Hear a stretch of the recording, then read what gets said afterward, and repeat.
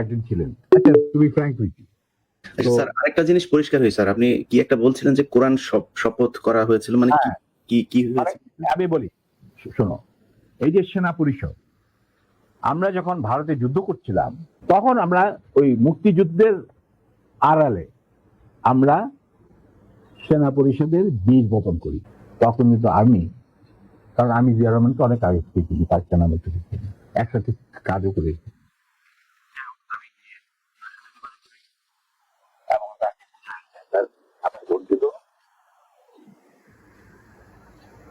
আমরা আপনাকে সহজে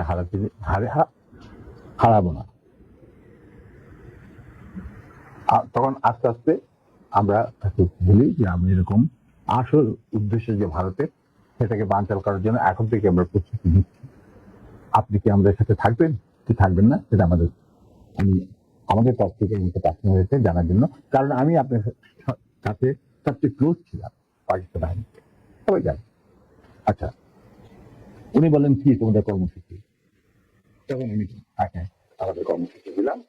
এটা 25 বছরের একটা কর্মসূচি ছিল। আমি বললাম যে স্যার, আমাদের সমস্যা হচ্ছে আমরা সবাই প্রায় সমবয়সী, আমাদের একজন সিনিয়র অফিসার দরকার যাকে আমরা ট্রাস্ট করতে পারি, তাকে আমরা কেন্দ্র করে এগিয়ে যেতে চাই এই সেনা পরিষদের কর্মসূচি বাস্তবায়নের জন্য। স্বাধীনতার পর, স্বাধীনতা তো করবোই, স্বাধীনতার পর এই কর্মসূচি আমরা বাস্তবায়ন করব অন্যান্য সমমনা দেশপ্রেমিকদের সঙ্গে নিয়ে। তখন উনি এটা খুব কেয়ারফুলি আমাদের কর্মসূচি পড়লেন। তারপরে আমি একদিন গেলাম, উনি বলেন যে আমি পড়লাম, আমি সম্পূর্ণভাবে একমত। তখন আমি বললাম তাহলে কি আপনি আমাদের সাথে কাজ করতে রাজি আছেন?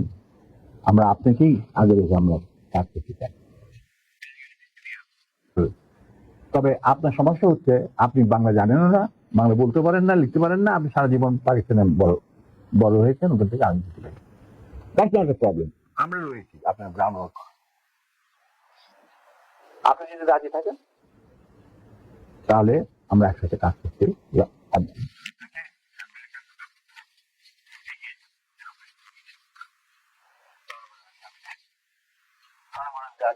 আমাদের সাংগঠনিক বিধান অনুযায়ী আপনাকে একটা কোরআন শরীফ যে কোরআন ধরে আপনি বলবেন যে আমি এই কর্মসূচি ভিত্তিক কর্মকাণ্ড, সেনা পরিষদের কর্মকাণ্ড পরিচালনা করার জন্য শীর্ষ নেতা হিসেবে যোগ দিতে রাজি আছেন।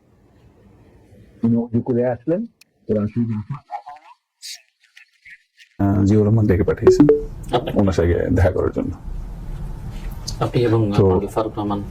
না, কোনো ফারুক ছিল না। আপনারা একসঙ্গে দেখা করেছিলেন জিয়াউর রহমানের সঙ্গে মার্চের কোনো সময়? না, 75 না, একসাথে দেখা হয়নি। তো কোন সময়টাতে?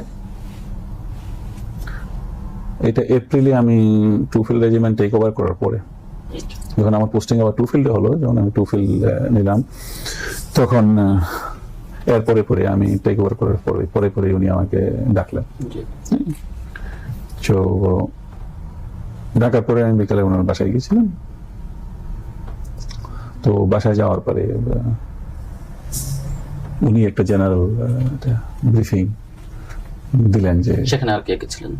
সেখানে আমি আর প্রথম মিটিং এ আমি আর জিয়াউর রহমানে ছিলাম। তো একটা কিছু করা একান্তই প্রয়োজন, তা না হলে বাংলাদেশে আর্মির অস্তিত্ব থাকবে না। হয়তো একটা পর্যায়ে এসে আর্মিকে জেআরবিতে যোগদান করতে হবে, কারণ আমাদের টিউএনডি এখনো অ্যাপ্রুভ করা হয় নাই, এবং আর রক্ষী বাহিনীটা এক্সপ্যান্ড করে যাচ্ছে, এবং ওদের এক্সপ্যানশনের মধ্যে it is in the planning that is an